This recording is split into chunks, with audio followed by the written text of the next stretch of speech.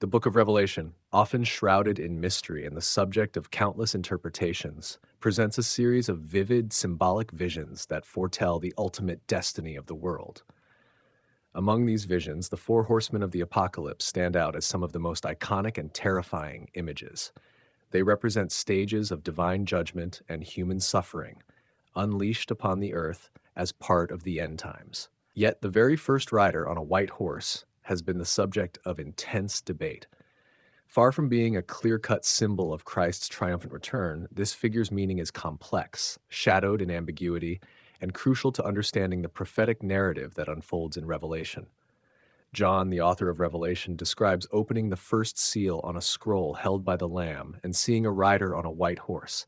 This rider carries a bow, is given a crown, and goes forth conquering and to conquer. On the surface, this image can evoke the idea of victory and purity.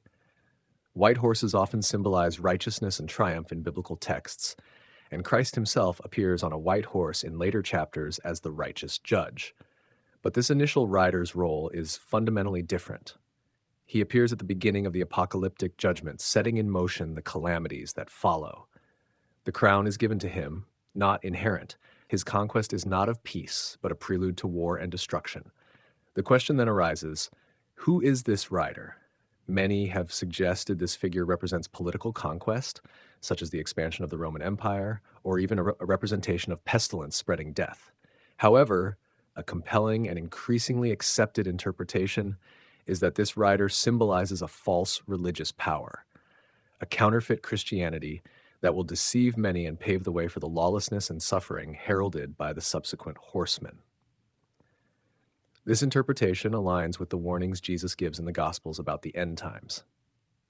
He cautions his followers to be on guard against deception, stating that many will come claiming to be the Christ and will lead many astray. This warning precedes descriptions of wars, famines, and other calamities, mirroring the sequence of the four horsemen.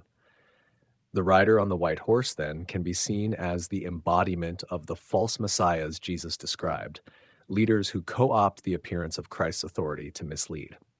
Throughout the New Testament, there is a consistent thread cautioning against false teachers and antichrists.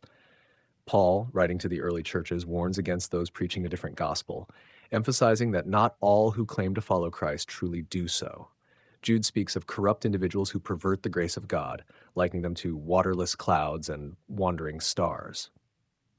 The Apostle John, who also authored Revelation, reminds believers that many antichrists have already appeared and that this deception will continue to intensify.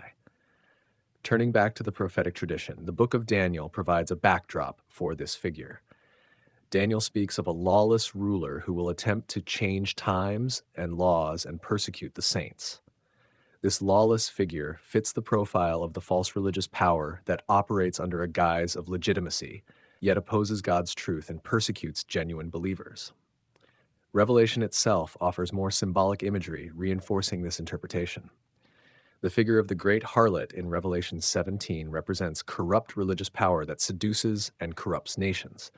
This woman, adorned in purple and scarlet, sitting on many waters and holding a cup of abominations, embodies religious apostasy and spiritual adultery. The connection between the harlot and the rider on the white horse is implicit. Both represent deceptive religious authority that will lead humanity into ruin. History provides tangible examples that reflect the essence of the white horse rider's symbolism. The Roman Empire's adoption of Christianity as a state religion marked a significant shift where religious authority became entwined with political power, often used to suppress dissent and enforce conformity. During the medieval period, religious institutions wielded immense influence, sometimes resulting in corruption, persecution, and wars fought under the banner of faith. The Reformation challenged these abuses, but also revealed the vulnerability of religious movements to doctrinal error and factionalism. Even in modern times, various sects, cults, and movements have emerged, claiming Christian legitimacy but spreading teachings that deviate from biblical truth. This historical perspective helps clarify the rider's role, not a symbol of genuine Christ-like victory, but of a pervasive and persistent deception cloaked in religious garb. The white horse rider's conquest is ideological and spiritual. conquering hearts and minds through false promises and twisted doctrines. Recognizing this deception is vital because it sets the stage for the subsequent disasters symbolized by the other horsemen: war, famine, death, and plague. False religion, by undermining true faith and moral order, opens the door for societal breakdown and suffering on a vast scale. Today, the lessons of the white horse rider remain profoundly relevant. Many modern religious movements exhibit characteristics of deception and legalism, co-opting scriptural language but distorting its message. Charismatic leaders promising salvation while promoting doctrines inconsistent with Scripture can mislead congregations, foster division, and create spiritual confusion. Institutional religion sometimes aligns too closely with political agendas, losing sight of its mission and becoming a tool for control rather than liberation. The call for discernment is urgent. Believers must test all teachings against the Bible, remain vigilant for signs of deception, and cultivate a faith grounded in scriptural truth rather than human authority or tradition. The white horse rider serves as a warning, a reminder that not every claimant to divine authority is truly sent by God. Ultimately, the vision of the four horsemen, beginning with the white horse rider, tells a story of spiritual warfare and human suffering that will climax in the final victory of Christ. Though deception and devastation will mark the earth, the Lamb will triumph. Evil will be defeated, and a new, eternal order will be established. Understanding the first horseman is key to comprehending the full scope of Revelation's message. His white horse and crown mask a dark reality, a false gospel that conquers not through love or truth, but through lies and lawlessness. Only by unmasking this rider can believers prepare for the trials ahead and hold fast to the hope of ultimate redemption. To grasp the significance of the first horseman, it is essential to situate him within the broader apocalyptic context that John unfolds. The opening of the first seal is the initial act in a sequence of divine judgments designed to bring about a reckoning on earth. This rider's appearance signals that the calm before the storm is over. The world is about to enter a period of upheaval that challenges the foundations of society, belief, and governance. John's vision of a white horse stands out, not only because of the horse's striking color, but also because white traditionally connotes purity, righteousness, and divine approval. At first glance, the rider's imagery seems almost positive. He carries a bow, but notably no arrows are mentioned. This detail has perplexed scholars and theologians alike. A bow usually implies war or hunting, but the absence of arrows could suggest something less literal or more symbolic, perhaps the use of deception or ideology as a weapon rather than physical force. The rider is granted a crown, a symbol of authority and legitimacy, but importantly, the crown is given to him, indicating his authority is delegated and not inherent. This delegation is critical. It marks the rider as a pawn or instrument, not the ultimate sovereign. The phrase "goes forth conquering and to conquer" conveys relentless expansion and domination. But conquest here should not be confused with the righteous redemptive victory associated with Christ in later chapters. This rider's conquest is different. It is a conquering of minds and souls through persuasion, deceit, and spiritual counterfeit. The victory is not peaceful reconciliation, but manipulation and control. The cultural and historical background against which John wrote Revelation lends further insight. The early Christian church was under intense pressure from Roman imperial power, Jewish religious authorities, and internal doctrinal disputes. The surrounding world was rife with competing religious claims, philosophical systems, and political ideologies vying for dominance.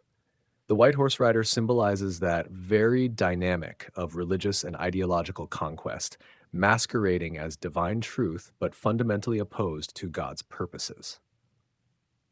Early Christian communities faced false teachers who distorted the gospel to serve their own ends. These false teachers could be charismatic, well-spoken, and even performing signs and wonders, making them difficult to distinguish from genuine apostles. This is precisely the danger that the first horseman embodies. A leader who gains influence not by the Spirit's power, but by appealing to human pride, ambition, and desire for control. The biblical writings repeatedly emphasize the necessity of discernment. In 2 Corinthians, Paul speaks of Satan masquerading as an angel of light, warning believers to be wary of spiritual deception. John, who writes Revelation, echoes this in his epistles by cautioning against antichrists who deny the incarnation of Jesus Christ and seek to lead believers astray. The first horseman's white horse and crown are a vivid, pictorial summary of such a false appearance, claiming divine authority and radiating righteousness, yet ultimately serving the adversary. The rider's conquest sets a precedent for the unfolding calamities that follow in the apocalyptic narrative. The second horseman, riding a fiery red horse, symbolizes war and bloodshed, disorder that stems partly from ideological conflicts kindled by the false religion's influence. The third, on a black horse, heralds famine and economic collapse, often exacerbated by social strife. The fourth, pale horse, brings death and disease, the natural consequences of widespread chaos and moral decay. Seen in this light, the white horse rider is not just a symbol of religious error, but the catalyst for the cascading judgments and breakdowns in human society. His influence corrupts the moral compass, undermines authentic faith, and opens the door to suffering on a global scale. Tracing the historical manifestations of this archetype reveals a troubling pattern. The centuries following Christ's resurrection saw the church wrestle with integrating faith and worldly power. The conversion of Emperor Constantine and the Edict of Milan in 313 AD marked a pivotal shift. Christianity, once persecuted and marginalized, became the favored religion of the empire. While this brought freedoms and growth, it also introduced the danger of co-opting the gospel for political ends. Throughout the medieval period, religious institutions accumulated vast wealth and wielded enormous political power. This concentration often bred corruption, hypocrisy, and persecution. The Crusades, the Inquisition, and numerous religious wars reveal how religious authority, when fused with state power, can become a force of conquest and oppression rather than liberation. The Protestant Reformation of the 16th century emerged as a reaction to these abuses, emphasizing Scripture's primacy and the priesthood of all believers. Yet even reform movements faced challenges of their own, splintering into sects, sometimes adopting rigid dogmas and practices that deviated from biblical faith. The white horse rider's spirit of deception and conquest is not confined to one era or institution, but recurs wherever human ambition and religious identity intersect without submission to God's truth. In the modern world, the danger persists. The global religious landscape is fragmented, with numerous denominations, movements, and independent churches. Some emphasize prosperity gospel teachings that promise health and wealth in exchange for faith, while others blend secular ideologies with Christian language to appeal to cultural trends. The white horse rider's modus operandi, conquest through appeal to worldly desires, false promises, and distorted doctrine, remains alive. This reality calls for vigilance and deep spiritual discernment among believers. Training and equipping Christians to identify and resist false teachings is crucial. Learning and development in this area involves teaching how to engage Scripture critically, understand historical contexts, and recognize common tactics used by false teachers. The use of tools such as Bible study software, theological courses, and mentorship can strengthen faith communities against deception. Equipping leaders with knowledge of biblical prophecy and ecclesiastical history helps them shepherd congregations wisely. Practical training can also include role-playing and case studies simulating encounters with false teachers, developing skills to engage in conversation respectfully, yet firmly. Technology plays a role here as well. Online platforms enable rapid dissemination of both truth and error. Educators and church leaders must be proactive in creating accessible, sound teaching materials and forums for dialogue, helping believers navigate complex spiritual landscapes. One of the key challenges is stakeholder management, engaging congregants, church leadership, and the wider community to cultivate unity and shared commitment to truth. False teaching often exploits division and ignorance, so fostering open communication, transparency, and accountability within faith groups is essential. Another practical dimension lies in developing customized training and development plans. Each faith community has unique challenges and cultural contexts, requiring tailored approaches. Learning and development directors can design hybrid training programs combining theory with practical peer-led sessions. Using tools like Excel to track progress, Flippity for interactive quizzes and games, and LMS platforms to host course materials enhances engagement and retention. Games and simulations offer creative methods to illustrate the principles of spiritual discernment and the history of religious deception. For instance, role-play exercises where participants must identify false teaching based on Scripture encourage active learning. One-on-one mentoring can address individual questions and doubts, providing personalized guidance. Ultimately, the goal is to equip believers to recognize the white horse rider's spirit of deception, not only in the distant future but in their present reality. The rider's conquest is not merely historical or prophetic, but ongoing, manifesting in subtle and overt ways in churches and communities worldwide. This vigilance protects the integrity of the gospel message and ensures that when Christ returns on his own white horse, riding in truth and justice, his followers will not be caught off guard or misled. The battle between truth and falsehood, light and darkness, will continue until that day. Understanding the first horseman of the apocalypse is the first step in standing firm amid the trials ahead. In examining the ongoing relevance of the first horseman, one cannot ignore the subtle forms of conquest that permeate modern society. Beyond the obvious manifestations of political or military power, this rider's influence extends into the realm of ideas, culture, and identity. Ideological movements, often cloaked in righteousness, can sweep across populations like reshaping values and redefining truth itself. In this context, the bow the rider carries symbolizes not only direct confrontation, but also the power of messaging, narratives crafted and launched like arrows to capture hearts and minds. Media and technology have become the new battlefields where this conquest unfolds. Social media, platforms, news outlets, and entertainment channels can propagate ideologies quickly, often without rigorous fact-checking or critical scrutiny. Misinformation spreads with ease, sometimes driven by agendas seeking to divide, confuse, or control populations. The first horseman's conquest is therefore as much about information warfare as it is about physical dominion. Faith communities face a dual challenge: guarding against external ideological attacks and addressing internal vulnerabilities. False teaching and spiritual complacency can erode the core of a community's faith. The Bible warns repeatedly about wolves in sheep's clothing, those who appear harmless or even benevolent but seek to exploit the flock for their own gain. This imagery aligns tightly with the white horse rider's deceptive appearance and mission. The Apostle Peter's epistles provide sobering reminders of this threat.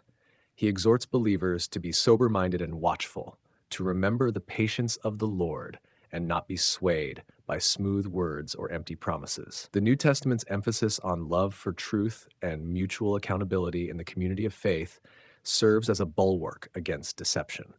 Training in this area must therefore prioritize not only knowledge but spiritual formation. Cognitive understanding without spiritual discernment leaves believers exposed. Discipleship programs that integrate biblical literacy, prayer, and character development create a resilient foundation. Leaders are called to model integrity, humility, and courage, fostering environments where questions and doubts can be addressed openly rather than suppressed. One effective method to deepen discernment is through case study analysis. Historical examples of religious movements that veered off course illuminate the patterns to watch for. From the heresies of early church history, such as Gnosticism's secret knowledge claims, to modern cultic groups exploiting psychological control, each case offers lessons on warning signs and response strategies.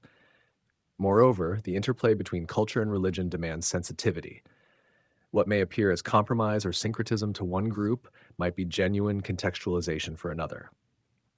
Effective training equips learners to distinguish between healthy contextual adaptation and compromising core doctrine for social acceptance or power. Stakeholder management becomes critical here. Church leaders must engage congregants, denominational bodies, and external partners in dialogue to maintain unity and shared vision. Transparent communication about challenges, theological boundaries, and strategic goals fosters trust and collective vigilance. On the practical side, customized training programs leverage blended learning approaches to maximize impact. Hybrid training, combining classroom teaching, peer discussions, and practical exercises, addresses different learning styles and encourages application. For example, a course might begin with lectures on biblical prophecy and historical context, followed by group role plays, simulating encounters with false teachers, and conclude with personal reflection assignments.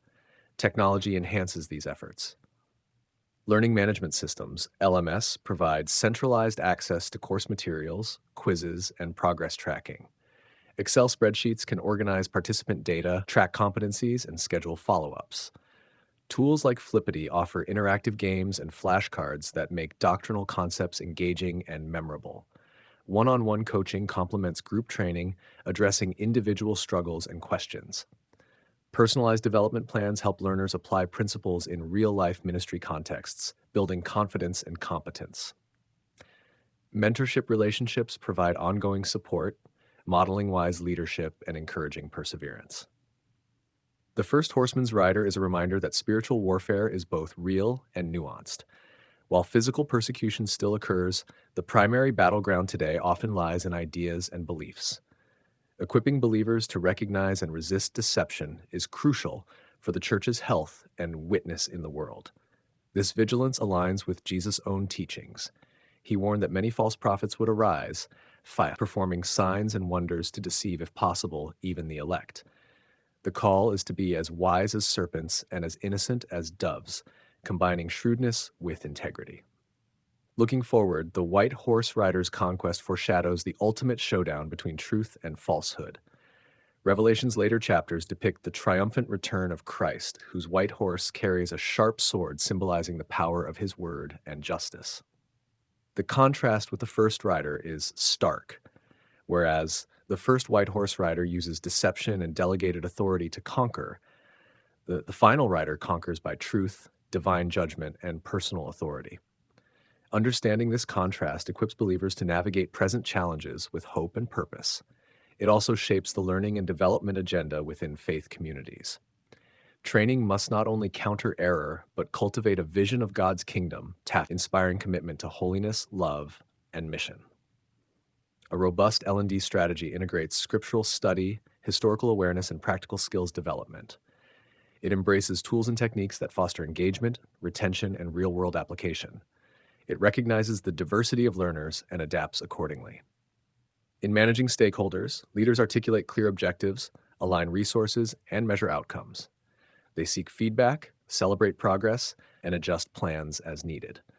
This iterative approach strengthens program effectiveness and community buy-in.